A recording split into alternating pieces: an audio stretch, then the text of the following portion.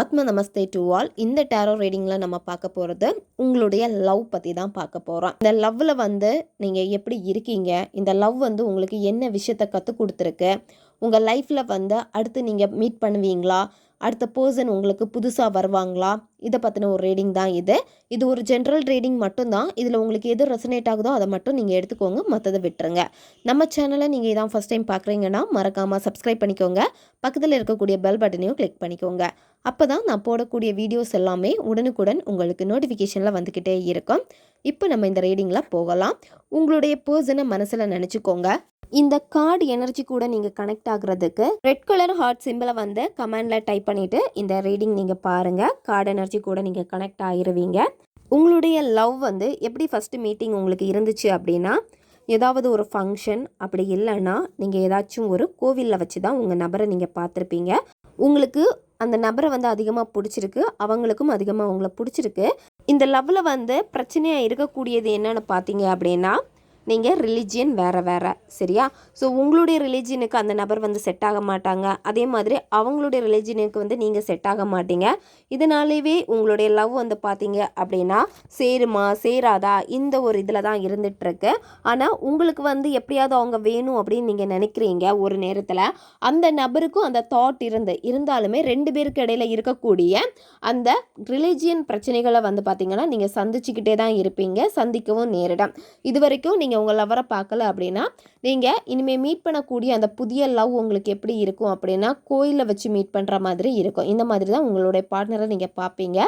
ஆனால் இங்கே பிரச்சனைகள் பார்த்தீங்க அப்படின்னா ரெண்டுமே வேறு ரிலீஜியன் இருக்கிறனால உங்களுடைய ஸ்பிரிச்சுவலுக்கு ஏற்ற மாதிரி அவங்க செட் ஆக மாட்டாங்க, அவங்களுடைய ஸ்பிரிச்சுவலுக்கு இதுக்கு தகுந்த மாதிரி நீங்கள் செட் ஆக மாட்டீங்க. ஏன்னா உங்களுக்குன்னு ஒரு ட்ரெடிஷ்னல் இருக்குது, அதை தான் நீங்கள் எக்ஸ்பெக்ட் பண்ணிக்கிட்டே இருக்கீங்க.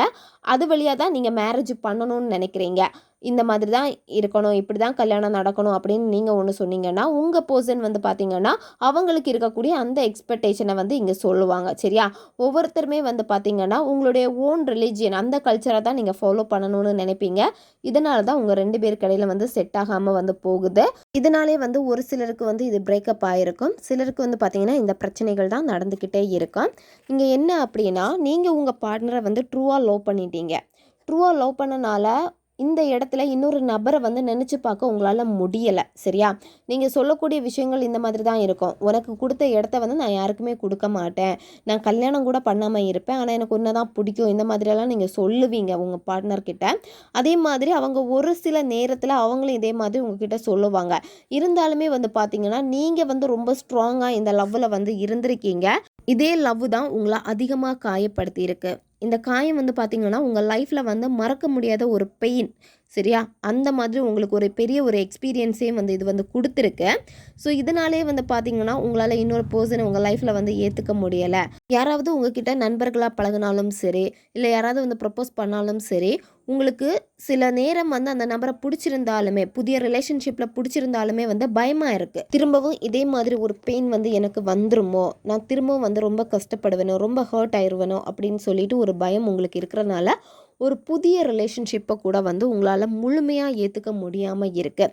ஏன்னா நீங்கள் லவ் பண்ண அந்த பர்சனை ரொம்ப ஸ்ட்ராங்காக தான் நீங்கள் நேசித்து இருக்கீங்க. அதனாலே இன்னொருத்தங்களுக்கு உங்கள் ஹார்ட்டில் இடம் கொடுக்க ரொம்ப பயப்படுறீங்க. ஸோ இந்த இடத்துல நீங்கள் என்ன பண்ணணும் அப்படின்னா, புதுசாக ஒரு பர்சன் உங்கள் லைஃப்பில் வராங்க அப்படின்னா அவங்களுடைய உணர்வுகள் எல்லாமே உண்மையானதா இல்லை பொய்யானதா அதை நீங்கள் செக் பண்ணுங்கள். செக் பண்ணி பார்க்குறப்ப அதில் உங்களுக்கு தெரிஞ்சிடும் உண்மையா இல்லையா அப்படின்னு சொல்லிட்டு. ஸோ உங்களுக்கு வரக்கூடிய பார்ட்னர் பார்த்தீங்கன்னா நல்ல கைண்டான ஒரு பர்சனாக இருப்பாங்க. இது உங்களுக்குமே புரியும். இருந்தாலுமே உங்களுக்கு ஒரு பயம் இருந்துக்கிட்டே இருக்குது. புதுசாக என்னால் ஒரு பார்ட்னரை என் லைஃப்பில் ஏற்றுக்க முடியலை அப்படின்னு. அதுக்கு எல்லாத்துக்குமே காரணம் பார்த்தீங்கன்னா உங்களுடைய பாஸ்ட்டில் நடந்த சில கசப்பான விஷயங்கள் தான். புதுசாக ஒரு பர்சன் உங்கள் லைஃப்பில் வரப்போ நிறைய டைம் எடுத்துக்கும் அந்த நபரை பற்றி புரிஞ்சுக்கிறதுக்கு. ஸோ அந்த நபர் எப்படி இருப்பாங்க அந்த மாதிரியெல்லாம் முதல்ல பார்த்தீங்கன்னா நீங்கள் பெரிய அளவுக்கு அவங்களுக்கான டைம் இது எதுவுமே நீங்கள் கொடுக்க மாட்டீங்க. சரியா? ஸோ நீங்கள் பெருசாக அவங்கக்கிட்ட எக்ஸ்பெக்ட் பண்ண மாட்டீங்க. அந்த மாதிரி தான் இருந்துக்கிட்டே இருக்கும். நீங்கள் இந்த பர்சனை மீட் பண்ணுறது கூட பார்த்தீங்கன்னா அன்எக்ஸ்பெக்டடாக தான் இருக்கும். ஆனால் கண்டிப்பாக நீங்கள் ஒரு பர்சனை மீட் பண்ணுவீங்க. புதுசாக ஒரு பர்சனை உங்கள் லைஃப்பில் நீங்கள் மீட் பண்ணுவீங்க. ஸோ அதில் ஃபஸ்ட்டு மீட்லேயே உங்களுக்கு அந்த அட்ராக்ஷன் இல்லைனாலும் கூட அந்த டைம் வந்து அதிகமாகும். அதாவது டைம் போகும்.